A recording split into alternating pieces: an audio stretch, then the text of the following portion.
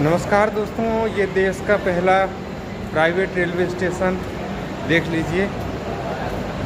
देश का पहला प्राइवेट रेलवे स्टेशन रानी कमलापति भोपाल। देख लीजिए चारों तरफ, ऐसा लग रहा है कि हम कोई 5 स्टार होटल में आ चुके हैं।